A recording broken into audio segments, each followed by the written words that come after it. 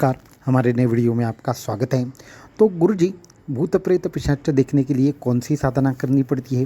किस तरीके से किसी भी इंसान का भूत भविष्य वर्तमान देखा जा सकता है और किस तरीके से बाहरी शक्तियों से या फिर बाहरी बाधाओं को नाश करने के लिए साधना किसी को दी जा सकती है? ऐसे तमाम विषयों के ऊपर हमें आए दिनों में बहुत सारे साधकों ने प्रश्न पूछे हैं। ऐसे ही एक साधक के प्रश्न पर हमने कहा कि ये सभी प्रकार की सिद्धियाँ आपको 1 माह के अंदर प्राप्त हो सकती है, बस आपको ये चीज़ें करनी पड़ेगी। नमस्कार, हमारे नए वीडियो में आपका स्वागत है। तो भूत प्रेत पिशाच से जुड़ी अनेकों प्रश्न आपके मन में होंगे। किस तरीके से इन शक्तियों को देखा जाता है, किस तरीके से इन शक्तियों से बात की जाती है, किस तरीके से इन्हें पहचाना जाता है और मुख्य तौर पर इन सभी प्रकार की शक्तियों का नाश करने के लिए जो भी साधनाएं करनी पड़ती है वो कौन सी है और इनकी सिद्धि होने में कितना समय लगेगा, इसके ऊपर आपके भी मन में प्रश्न है। आपके भी मन में ये प्रश्न अगर आप इस पर विचार करते हैं तो आपको इस वीडियो को एंड तक जरूर देखना चाहिए। साथ में ही हमारे चैनल को सब्सक्राइब करें, वीडियो को लाइक करें और ज़्यादा से ज़्यादा लोगों तक इन्हें पहुँचाएं। तो वीडियो को शुरू करते हैं। तो हमारे आजू बाजू में ऐसी अनेकों शक्तियाँ होती है जो हमारे कहीं न कहीं सोच से परी होती है। ऐसी अनेकों शक्तियाँ होती है जिसमें भूत है, प्रेत है, पिशाच है या फिर ब्रह्म राक्षस है। इसको छोड़कर कुछ श्मशान प्रयोग है, कुछ ऐसे जिन्न हैं, कुछ ऐसी यक्षिणियाँ हैं जो अत्यंत खतरनाक तरीके से हमारे जीवन को एक प्रकार से कंट्रोल करती है। ऐसे अनेकों प्रकार के तंत्र प्रयोग, नकारात्मक शक्तियाँ हैं कि जो हमारे जीवन को या फिर साधक के किसी भी जीवन को एक प्रकार से ध्वस्त करके रख सकती है।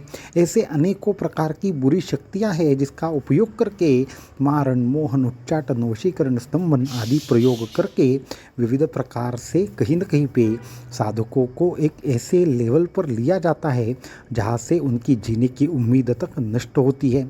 तो ऐसे में ऐसे हज़ारों साधक हमें मिलते हैं, ऐसे अनेकों साधक हमें प्रश्न पूछते हैं कि गुरुजी, इन सब की काट हमें निकालनी है, इन सब की जो भी एक प्रकार से टोटके हैं वो क्या क्या बताने हैं हमें कृपया बताएं। उसके बाद हम वो सब चीज़ें करेंगे तो हम भी लोगों की मदद कर पाएंगे। तो ऐसे में प्रश्न ये उठता है कि ये सब चीज़ें करना योग्य है या नहीं और इसकी सिद्धि में कितना समय लगता है, अगर हमें इस मार्ग में आगे बढ़ना है तो हमें कौन से नियमों का पालन करना पड़ता है।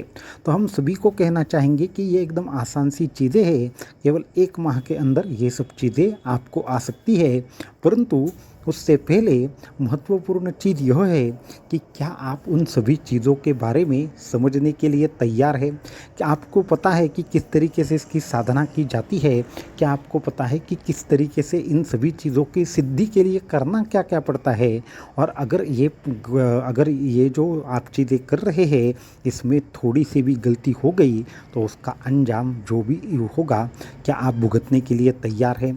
ऐसे ही हम आपको बहुत सारे उदाहरण दे सकते हैं कि इन सभी चीज़ों की सिद्धि इतनी सरल भी नहीं होती। हाँ, एक 1.5 माह के अंदर इसमें से कुछ चीज़ें सिद्ध करना अत्यंत सरल है। भूत भविष्य वर्तमान देखना, ये सिद्धि तो तकरीबन 21 दिनों के अंदर ही प्राप्त की जा सकती है।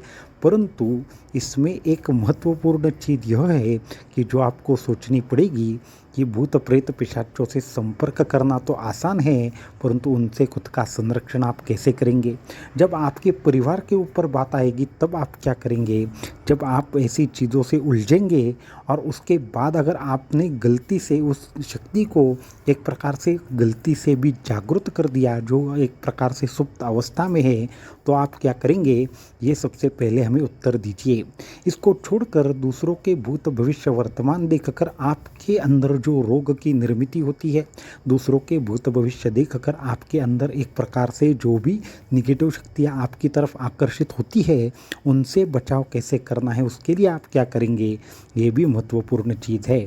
हमने ऐसे कई तांत्रिकों को, ऐसे कई लोगों को देखा है कि जो ऐसे ही लोगों को विविध प्रकार से चीज़ें बताया करते थे, परंतु जैसे जैसे समय बीतता गया उनकी जो हालत थी, उनकी जो दशा थी, उनकी जो अवस्था थी वो इतनी भयंकर थी कि आप समझ नहीं पाएंगे।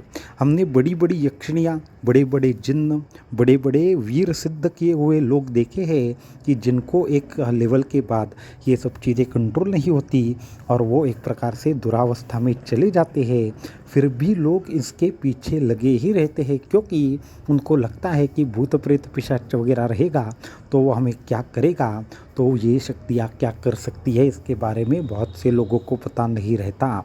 उनको लगता है कुछ भी बोल दे, कुछ भी मंत्र दिया जाए, किसी भी प्रकार से लोगों को बताया जाए और उसके बाद हमारा कुछ नहीं हो सकता, तो ये अत्यंत गलत बात है। हम आपको स्पष्ट रूप से कहना चाहेंगे, अगर आप भूत भविष्य वर्तमान देखना चाहते हैं तो वो हमने जैसे कहा कि 21 दिन में मुमकिन है, अत्यंत आसान सी सिद्धि है, परंतु इस सिद्धि के साध्य करने हेतु क्या आप स्मशान में जाकर साधना करेंगे?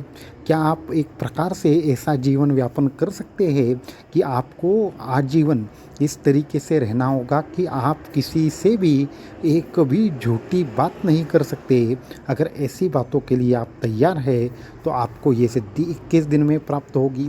क्या आप इस तरीके की कोई विशेष प्रकार की माला पहन सकते हैं कि जो एक विशेष प्रकार के बालों से बनी हो? क्या आप इस तरीके की कोई साधना कर सकते हैं कि जो आपको रात में 12 से 4 बजे के बीच में करनी हो?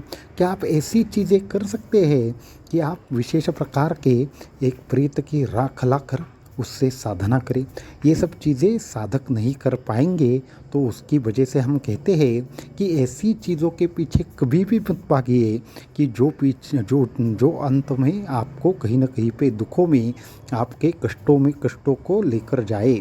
आपको क्या करना है, साधना मार्ग उन्नति के लिए है, कोई दूसरों से पैसा लेने के लिए या दूसरों की राह बिगाड़ने के लिए इसका कभी भी उपयोग करना योग्य नहीं है। गुरु आज्ञा के बिना, हमारी खुद की योग्यता के बिना अगर ऐसी चीज़ें साधक करते हैं तो वो अत्यंत भयंकर ऐसी मुसीबत में जाकर फंसते हैं जहाँ पे कोई भी भगवान, कोई भी उनकी सहायता नहीं करते। एक साधक तो हमें पूछ रहे थे कि 2-4 देवियाँ हमें सिद्ध है, तो अभी हम ये सब चीज़ें लोगों को बताने के लिए शुरू करें क्या? तो हमने उनको 3 प्रश्न पूछे कि ठीक है, तुम्हें एक कोई देवी सिद्ध है, कोई एक जिन्न सिद्ध है और कोई एक यक्षिणी सिद्ध है, तो आप हमें बताएं कि उनको हमने 1, 2, 3 प्रश्न पूछे, तो उसमें से एक भी चीज़ का उन्होंने उत्तर ठीक से नहीं दिया। उनको हमने स्पष्ट कहा कि ठीक है, अगर आपको ये भगवान प्रसन्न है तो हमें ज़रा ये 1-2 चीज़ें बताइए। तो फिर आगे के 2 प्रश्नों का भी उन्होंने उत्तर नहीं दिया। हमने एक सामान्य से सामान्य उनको सवाल पूछा कि आपको अगर ये काली माता अगर आपको सिद्ध है तो कृपया करके उनका स्वरूप बताइए। तो उन्होंने कहा कि काली माता हमसे बात करती है परंतु हमारे सामने नहीं आती। तो ये कौन सी सिद्धि हुई? तो हमने उनको कहा कि आप गलत दिशा में जा रहे हैं, आपको काली माता आपसे बात कर रही है, ये आपको लगता है परंतु एक पिशाच शक्ति है, आपको याद रखना चाहिए। उन्होंने हमारी बात सुनी नहीं, उन्होंने लोगों को बताना शुरू कर दिया, सिखाना शुरू कर दिया। कुछ चीज़ें कुछ सालों तक बहुत अच्छी रही, लेकिन आगे चल के जो डरावना रूप उस शक्ति का उन साधक के सामने आया, उसके बाद उस साधक को अभी क्या करे क्या ना करे ये समझ में नहीं आ रहा था।